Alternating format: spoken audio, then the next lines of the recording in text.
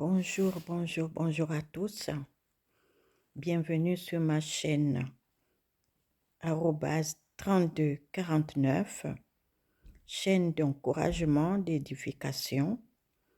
Votre humble servante Hélène Dakissa Désiré Esther à votre service. Si tu passes sur cette chaîne, n'hésite pas de t'abonner, de m'encourager, de laisser un message, de poser des questions. Alors ce matin, je viens t'encourager, te poser la simple question de savoir: est-ce que tu sais qui tu es?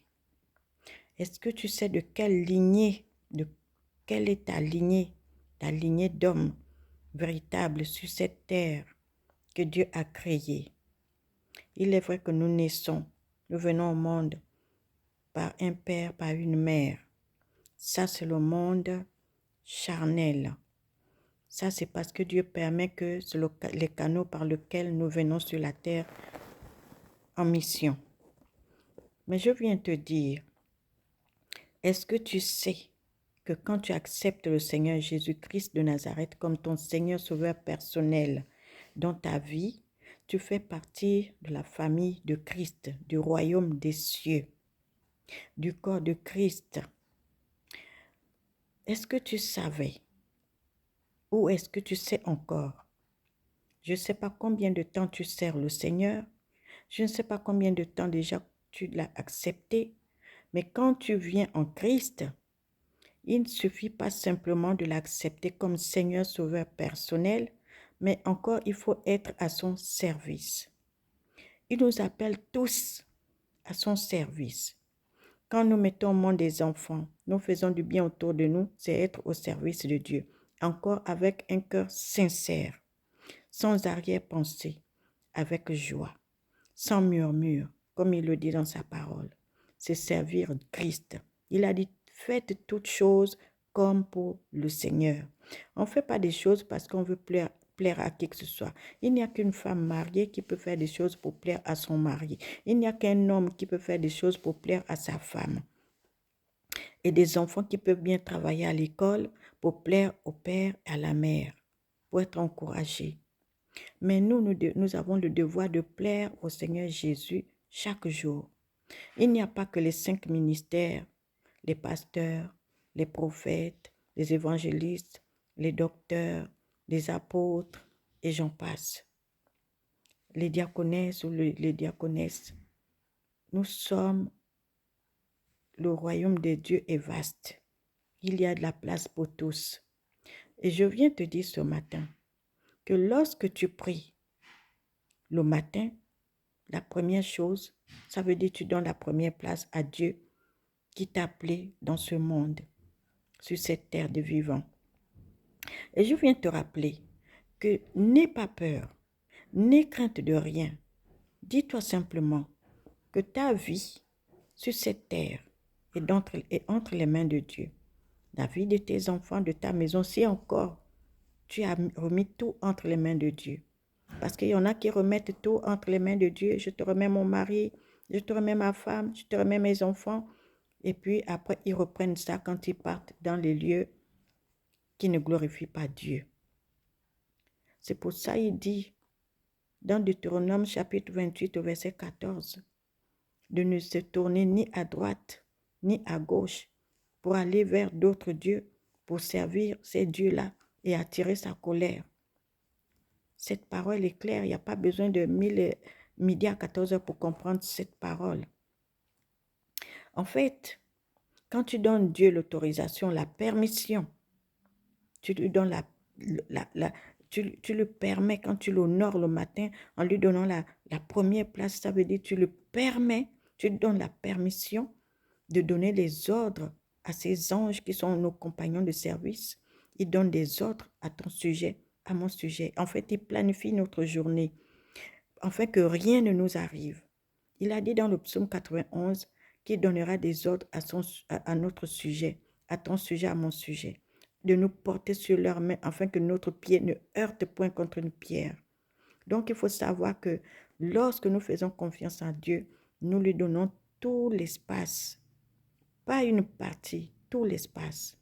Moi qui te parle, que tu vois, Autrefois, je pensais que la délivrance de ma famille ou de ma propre vie, parce qu'il y avait la sorcellerie, des liens des ancêtres et tout ça que je ne connaissais pas.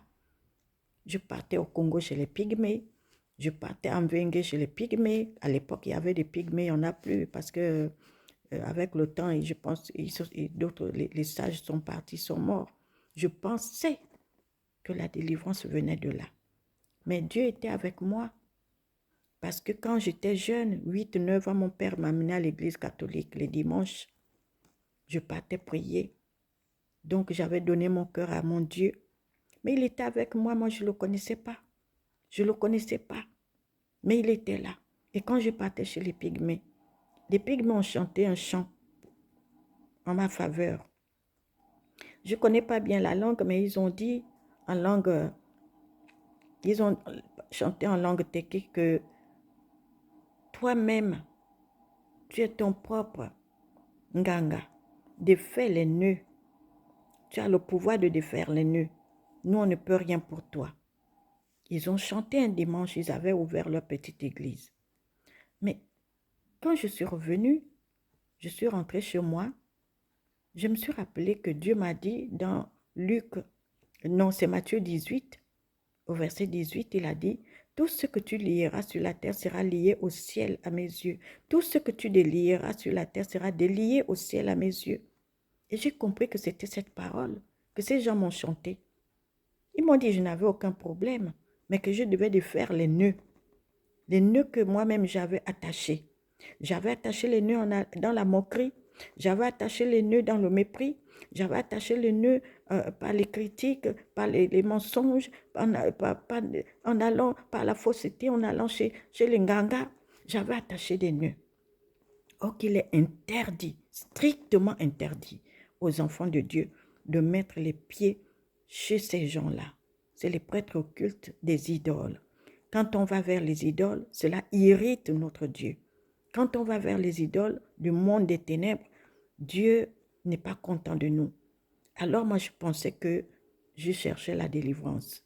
Si bien que quand je suis revenue et que Dieu m'a dit, après une prière, délie les nœuds, délie les nœuds. Je dis, mais Seigneur, délier comment? Prends une feuille A4, sépare-la, trace un trait au milieu depuis le haut, depuis l'entête de la feuille jusqu'au bas. Tu notes un côté tes qualités, un côté tes défauts. Si tu es colérique, si tu es médisante, si tu es méchante, si tu es moqueur, si tu es méprisant, si tu es arrogant, si tu es injurieux, si tu es... J'ai noté, j'ai dit waouh. Et j'ai commencé à faire un travail sur moi-même. J'ai commencé à délier, j'ai commencé à délier. Et voici ma vie. Donc je viens t'encourager ce matin. Je ne sais pas qui tu es.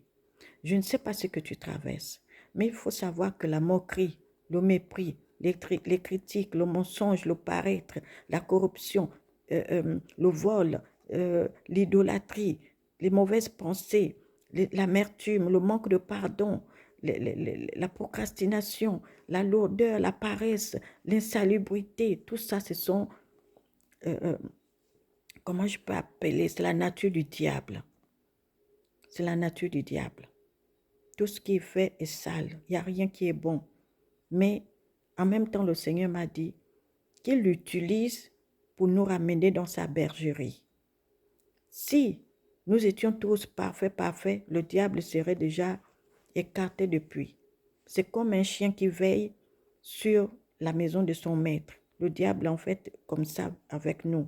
Il veille sur la création de Dieu, afin que lorsque nous nous égarons, il commence à aboyer comme un chien. Où vas-tu? Où vas-tu? Il crée des situations dans notre vie pour que nous revenions au pied de notre Père, pour nous repentir d'un cœur sincère, pour demander le pardon et pour recevoir la guérison.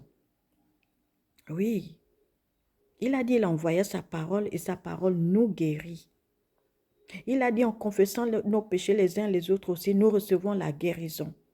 Donc, la parole de Dieu n'est pas compliquée. Ce matin encore, il m'a parlé que sa parole n'est pas compliquée. Mon frère, ma soeur, mon fils, ma fille. Oui, Donc, déjà, ma dent qui est quittée, ne te moque pas parce que cette dent-là, c'est depuis 1992 que que je l'avais placée, c'était carrié, mais là, je vais la remettre par la grâce de Dieu. Le problème n'est pas là, le problème n'est pas là. Ce qui est important, c'est le message que je veux te transmettre ce matin. Donc, arrête d'aller chez les marabouts, arrête d'aller chez les initiations. Parce que si tu es véritablement enfant de Dieu, tu dépends de ton Dieu. Parce qu'il a dit, quand tu lis Deutéronome chapitre 28, les bénédictions attachées à l'obéissance, si tu appliques tout cela, rien ne te manquera. Dieu, il est fidèle à sa parole. Il suffit seulement d'activer ta foi. Parce que ce matin, il me dit, sa parole s'accomplit lorsque la foi est activée. Quand la foi est activée et que tu proclames hautement sa parole, elle se met en mouvement. Mais il faut avoir la constance, il faut être discipliné, il faut avoir la patience et la persévérance. Ce n'est pas parce que tu as la patience et la persévérance que tu penses que c'est dans 15 ans, non. Ça dépend de la manière dont toi tu considères les promesses de Dieu envers toi. Sans murmure, sans plainte, sans lamentation. Reçois favorablement ce que Dieu te dit ce matin. Donne-lui la première place, afin qu'il ordonne ses anges à ton sujet, au sujet de ta maison, de ta descendance, de ta famille. Même si tu as déjà des enfants grands, continue de prier. Parce que tant que ces enfants-là sont dans ta lignée à toi et qui sont vivants, notre devoir, c'est toujours implorer notre Dieu au sujet de nos filles, de nos fils. Donc, je voulais t'encourager à ce sujet ce matin. Parce que nous sommes deux sortes d'hommes. Il y a des hommes, l'homme animal, qui ne reçoit pas les choses de l'esprit. Lui, il fait ce qu'il veut. Donc, les choses de l'esprit sont une folie pour lui, parce qu'il est tout permis. Il peut sortir avec son enfant, il peut sortir avec sa fille, il peut sortir avec sa mère, il peut sortir, ça c'est l'homme animal. Il n'a pas l'esprit de Dieu. Mais l'homme spirituel, au contraire, l'homme spirituel, au contraire, lui, il juge de tout et personne ne le juge. C'est pour ça, c'est écrit dans 1 Corinthiens chapitre 2, verset 14. Nous sommes deux sortes de personnes sur la terre, les hommes animaux et les hommes spirituels. Et l'homme spirituel vient du royaume des cieux, mandaté par Dieu, envoyé sur cette terre pour la gloire de Dieu. Nous sommes au service de Dieu. Qu'il y ait les 5 ministères, même s'il y a les 5 ministères, toi et moi, nous avons aussi un rôle à jouer, à parler de Dieu à nos enfants d'abord. La véritable Église commence d'abord dans notre propre maison, de connaître que Dieu, voilà ce que Dieu aime, voilà ce que Dieu n'aime pas. Donc, il faut faire ce que Dieu aime. Aime ton prochain. Il faut d'abord t'aimer toi-même. Voilà. Tout ça, et avant d'aimer l'extérieur, c'est d'abord toi-même. Tu te fais plaisir à toi-même. Qu'est-ce que tu aimes, qu'est-ce que tu n'aimes pas. Tu te fais plaisir. Il ne faut pas copier. Il faut que tu sois toi-même. Il faut que tu sois toi-même.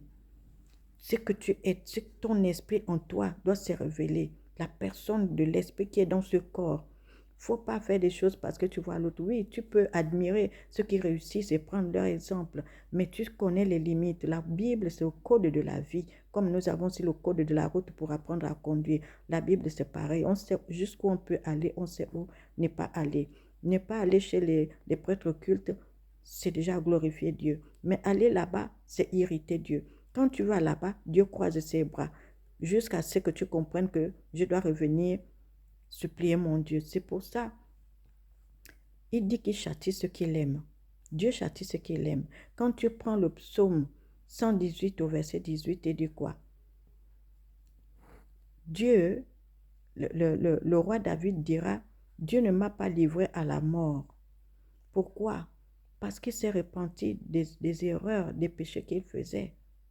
Parce que, assurément, il était malade. Il y a des maladies, comme disait Jésus, qui n'amènent pas à la mort. C'est pour qu'on supplie Dieu. Parce que les péchés ouvrent les portes à la maladie. Le péché ouvre la porte à la maladie. Mais quand tu tombes malade, tu paniques, tu vas chez le tradipraticien, tu vas chez le cultiste. Mais or que Dieu est venu pour guérir. Moi qui vous parle là, Dieu m'a rétabli. Il y a des attaques souvent. Mais quand je dis au nom de Jésus, j'invoque le sang de Jésus, tout disparaît, ça part. J'ai de ces témoignages incroyables. Mais je veux t'encourager ce matin pour que tu donnes la première place à ce Dieu-là qui fait briller le soleil, qui t'a encore donné le souffle de vie ce matin, toi et moi, et pour sa propre gloire. Ce n'est pas parce que nous le méritons, mais c'est pour sa propre gloire. Parce que quand il donne le souffle de vie, c'est parce qu'il sait que toutes les promesses qu'il a libérées sur toi et moi doivent s'accomplir, mais simplement en faisant son travail. Il est le meilleur employeur qui donne un CDE, un contrat à durée éternelle. Il rémunère ce qu'il honore. Il a dit dans les derniers temps, on verra ce qu'il honore, ce qui le servent et ce qui ne le servent pas. Est-ce que toi tu le sers? Là est la question. À bon attendeur, salut et à bientôt. N'hésitez pas de vous abonner, de partager. Ça peut aider une personne.